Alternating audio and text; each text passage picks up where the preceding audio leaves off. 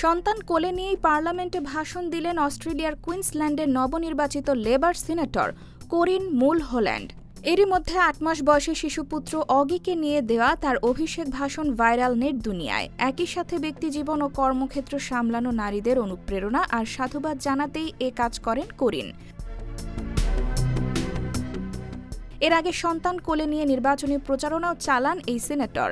নিজের শিশুকে বিশ্বের কাছে শক্তিশালী এক স্মারক হিসেবে তুলে ধরতে তাকে কোলে নিয়েই পার্লামেন্টে হাজির হন সিনেটর।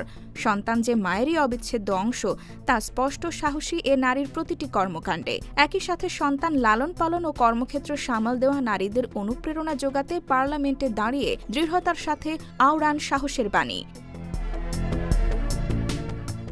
কোরিন মুলহোল্যান্ড বলেন, প্রতিটি মায়েরই কর্মক্ষেত্র এবং কাজের বাইরেও নিজের সন্তানের যত্ন নেওয়ার যথেষ্ট সময় ও সুযোগ সুবিধা তৈরি করার জন্যই আমার এ উদ্যোগ নিয়েছি আমি। আমাদের মায়েদের মস্তিষ্কে একটি অদৃশ্য ঘড়ি চলতে থাকে। জরুরি কাজের মাঝেও বাচ্চার খাওয়ানো কিংবা ঘুম পাড়ানোর সময় হলে তা আপনাতেই সংকেত দিতে থাকে আমাদের।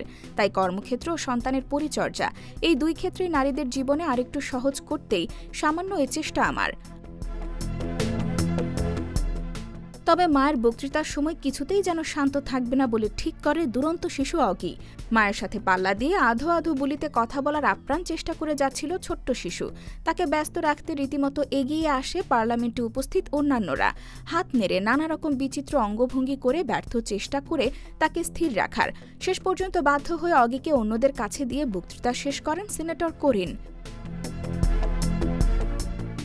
এদিকে গেল মে মাসে কুইন্সল্যান্ডের লেবার সিনেটর নির্বাচিত হন কোরিন। ৩ মাস বয়সী অগিকে নিয়ে চালিয়েছেন নির্বাচনের সকল প্রচারণা। রাজনৈতিক ব্যস্ততাতেও নিজের শিশুপুত্রের যত্নে কোনো রকম ত্রুটি রাখেননি কোরিন। কেবল কর্মক্ষেত্রে নয়, বিভিন্ন ইন্টারভিউ কিংবা জনসমাবেশেও পুত্রকে কোলে নিয়েই হাজির হতে দেখা যায় তাকে। IBTV USA, new York.